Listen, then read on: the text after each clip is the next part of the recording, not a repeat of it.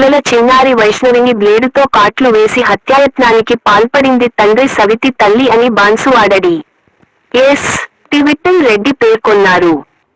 పోషణాభారం కుటుంబ విభేదాల కారణంగా అడ్డు తొలగించుకోవాలని చిన్నారి వైష్ణవిని రోడ్డుపై ఈడ్చికెళ్లి పొదల్లో పడేసి బ్లేడ్తో ఘాట్లు హత్యాయత్నానికి పాల్పడ్డట్టు ఆయన తెలిపారు. చిన్నారి ఏడుపు ఆగిపోవడంతో మృతి చెందిందని వెళ్లిపోయి కనబడడం లేదని గ్రామస్తులకు చెప్పడంతో పాటు కుక్కలు ఎత్తుకెళ్లినట్లు నమ్మించే ప్రయత్నం చేసి నేరం నుండి తప్పించుకునే యత్నం చేసిన పోలీసుల విచారణలో జైలు పాలయ్యారు. పూర్తి సంఘటన వివరాలు ఈ విధంగా ఉన్నాయి. కామారెడ్డి జిల్లా బీర్కూర్ మండల కేంద్రంలో 7 నెలల చిన్నారిని బ్లేడ్తో కాట్లు వేసి హత్య యత్నానికి పాల్పడిన తండ్రి, సవతి తల్లిని అరెస్ట్ చేసి పోలీసులు రిమాండ్కు పంపారు. టేకు సతీష్ కు భార్య శైలజ, 3 కూతుర్లు ఉన్నారు. శైలజ సొంత చెల్లెలు అయిన సంధ్యను 2 సంవత్సరాల క్రితం రెండో పెళ్లి చేసుకున్నాడు. సంధ్యను ఒక కూతురు పుట్టింది. అప్పటి నుంచే చిన్న భార్యతో గొడవలు మొదలయ్యాయి. 5 నెలల క్రితం చిన్న భార్యతో విడాకులు అయ్యాయి.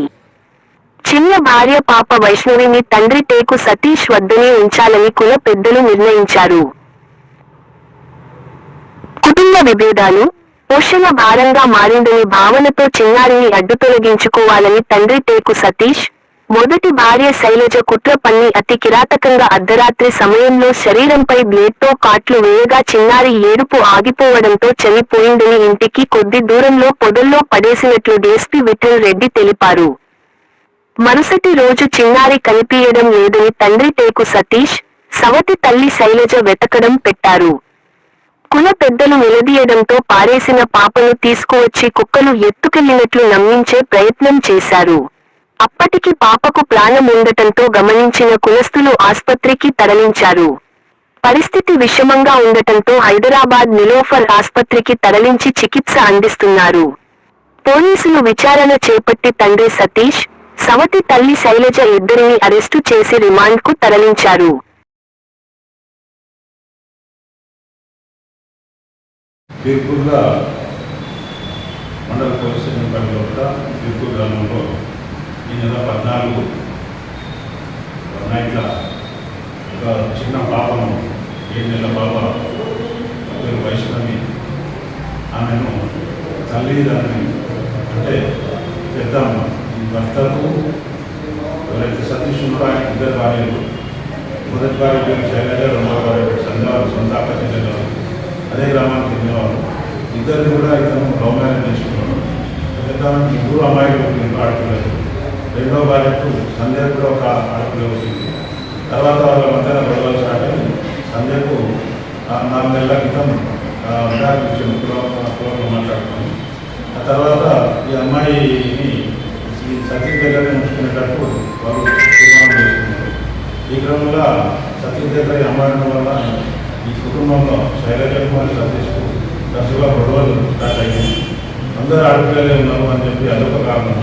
తర్వాత ఈ రెండో భార్య పాపం ఏదైతే వైష్ణవిని ఇంట్లో ఉంచుకోవడం పెద్ద భార్య శైలజ తీసుకుంటే కాబట్టి తరచుగా వాళ్ళ మధ్యన గొడవలు స్టార్ట్ అయ్యి ఈ అమ్మాయిని ఎట్లాగైనా అవాయిడ్ చేయాలి, వాళ్ళని చంపేయాలి, చంపిన మన ఇద్దరం సుఖంగా ఉంటాము అని చెప్పి భార్య భర్తకు ప్రతిసారి గొడవ పెట్టి అతను డాక్టర్ చేయడం వల్ల ఇద్దరు ఒప్పుకొని ఆ రోజు 14 నాడు ఇతడు అమ్మాయి కొంచెం ఆరోగ్యం బాగా లోకల్ డాక్టర్ దగ్గర తీసుకొచ్చి ఎప్పటికీ హాస్పిటల్స్ ఉన్నాయని చెప్పి వారికి మనసు శాస్త్రంగా ఇద్దరు ఒక పథకం ప్రకారం 14 నాడు రాత్రి వాళ్ళ తల్లి అంటే ఈ సతీష్ వాళ్ళ మదర్ కడుపున చూసి ఇద్దరు కలిసి అమ్మాయిని బయటకు తీసుకొచ్చి బయటనే ఉంటుంది అమ్మాయి.